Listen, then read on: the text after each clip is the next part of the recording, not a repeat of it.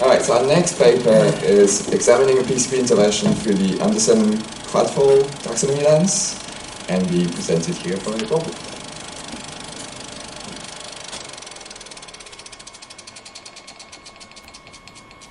I'd like to start off by copying Jonathan. There are more people here than I expected. I was not expecting so many people. This is for my mom, basically. Hi, Mom. I'd also like to start off by answering Keith's question. So yes, the material for this is on GitHub. It's all reproducible. Okay, so the title of this talk is called Examining a PCP Intervention Through the Anderson and Krathwohl Taxonomy Lens. Say that 10 times fast. I did not choose that title. But before we talk about that, I have to make a public service announcement. So the EduVis conference will take place in Nottingham in 2026. It only comes to the UK approximately once per decade. So this will be your once-in-a-lifetime, possibly once-in-a-lifetime chance to go to EduVis in the UK. Last time was 2014 in Swansea, Wales. Registration is already open. So if you have a budget that's about to expire and you want to forward spend a little bit, then you can do it this way.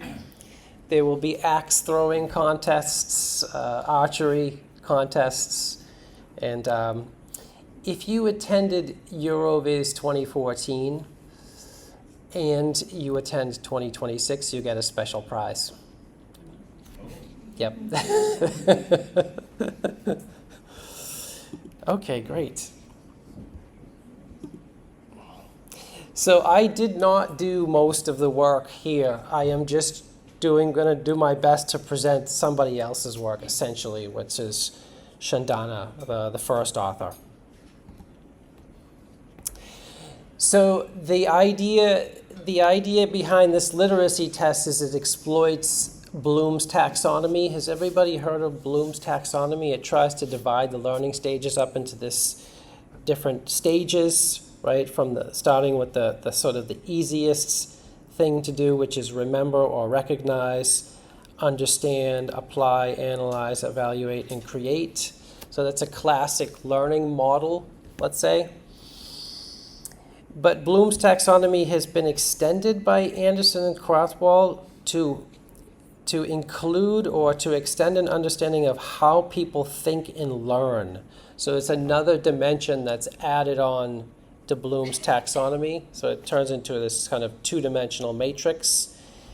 It looks like this. So Bloom's taxonomy is along the x-axis here, and then the Anderson-Krathwohl taxonomy is along the y-axis, and you can sort of fill in this matrix.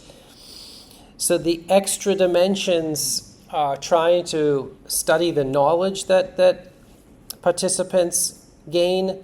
So we have factual knowledge, conceptual knowledge, procedural knowledge, and metacognitive knowledge. And we can have a debate about what knowledge is during the coffee break as well. But that's the idea behind the extension to the Bloom's taxonomy. So what did we do? We developed a parallel coordinates plot literacy test, and it was based on Bloom's taxonomy. And we gave this literacy test in a classroom. So we took a classroom set of students, we split them into two halves. One half was the control group that took the standard literacy test, let's say, based on Bloom's taxonomy. And then the other half was the so-called mastery learning set. So the hypothesis of the experiment was that mastery learning combined with the PCP literacy test would enhance the learning experience, enhance the learning outcomes. That was the idea. That was the original paper. So this paper is based on that paper, but we then take the answers from the previous test and we analyzed them through this new lens, which is the Anderson taxonomy, the A and K taxonomy, if that makes sense. So we had a test, we ran it based on Bloom's taxonomy, then we took the same results and analyzed them through the new taxonomy with the extra knowledge dimension. Did I lose everybody there? Probably. So did I cover everything? So that we have 6 modules in the PCP literacy test corresponding to the 6 stages of Bloom's taxonomy. The students were split into the 2 groups. And then there was a mastery learning. Is everybody familiar with mastery learning? I forgot to say what that is. Mastery learning is when you answer a question, you get immediate feedback as to whether or not you got that question correct or incorrect, as opposed to getting no feedback, which is the standard test procedure. So students in the mastery learning group, as soon as they answered a question, they got feedback, like you just answered correctly or you just answered incorrectly. And the idea is if you answer too many questions incorrectly and you're in the mastery learning group, you can repeat those questions you got incorrect. It's a feedback loop in the mastery learning group. Hopefully that makes sense. And this is the EduVis paper is based on this previous paper, which is under review for a different venue. And hopefully that's sort of now this immediate feedback and the immediate score is what we called formative assessment in the paper. So the mastery learning loop, we describe using this formative assessment. And then the overall results, we call this a summative assessment in the paper. So for both groups, they get a result, a score on their PCP literacy test, and we call that a summative assessment in the paper. Okay, so there were some, the results were not dramatic or anything. There were no shocking results. But there are some highlights. So you can see these are different areas of the A and K and Bloom's taxonomy matrix, different combinations. And in some areas, the performance is very similar. But then there are a few areas like the procedural analyze area where the mastery learning group has a significant improvement over the control group. So there are a few areas in which the mastery learning helps and is beneficial to the learning experience. So students in the mastery learning group had higher median accuracy compared to students in the control group for factual, procedural, and conceptual knowledge dimensions. So allowing students to retake assessments enables them to reflect and make adjustments to their own learning. That's the mastery learning part of the experiment. And there were some areas in which both groups struggled and the mastery learning did not help.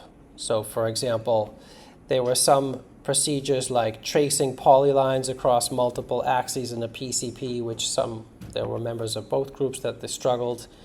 And the members of both groups also struggled sometimes with identifying the average value of a filtered set of lines on a specified axis. And that's about it. Any questions? There's the answer to Keith's question. Can you show us like the parallel coordinates widget that they were using? Because I can't really imagine what they were using, right? Can you show a screenshot or? Yes, that's correct. Let me see. Oh, okay. So I have the PDF here. Let's see. The widget by widget. Do you mean the images? The implementation of parallel coordinates. Yes. So there were several different implementations. And you can find a few examples in the PDF. But we took screenshots from multiple implementations and included those in the tests. So it was not an interactive. It was not interactive. So they were actually working on paper. Yes, for most of the stages that we describe here. In the original test on which this is built, there's a create phase where they have to interact, and I believe there's another phase where they have to interact, but the focus here is on static images for this particular PDF and this particular experiment. So following up on that, probably not doing the full Bloom's taxonomy then. Not in this particular PDF. In the previous one, we do the full Bloom's taxonomy. Yes. Can Yes. I ask another question? Because Yep. you've got a control group and Mastery how do we get learning. that through ethics, because our ethics will bulk at that, because you're disadvantaging, potentially disadvantaging one of the students. Yeah. I wonder if I can remember the answer to that. No ethics. We're unethical. I don't remember the answer to that. I don't think our ethics committee is going to block that, as far as I remember. I mean, that's not something we're going to necessarily discuss today, but it's something that in the UK we've been tightened up so much. I was talking with Sylvia yesterday, and it's so much so that all our undergraduate projects have to go through ethics for doing anything interaction with users, evaluation of users. We can't just run an SUS, system use survey on people. We just can't do that anymore. Yeah, We have yeah. to go through ethics.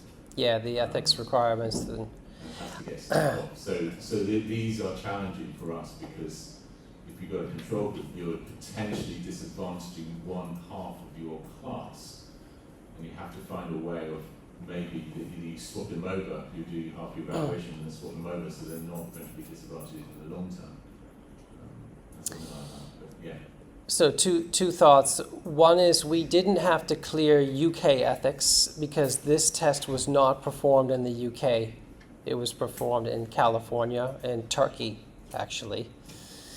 Second is I could imagine if I had to clear UK ethics, formulating the experiment and leaving out the part about splitting the classroom into two halves and having different conditions. I think that the experiment can be described without that detail, and maybe it gets through ethics a little bit easier. I think I would be honest and swap them over and swap them back again, because then you'll not disadvantage them in the long term and have a long-term plan. Yep, that's a good strategy too. Yep. All right. Thank you. Any questions? Good, thank you.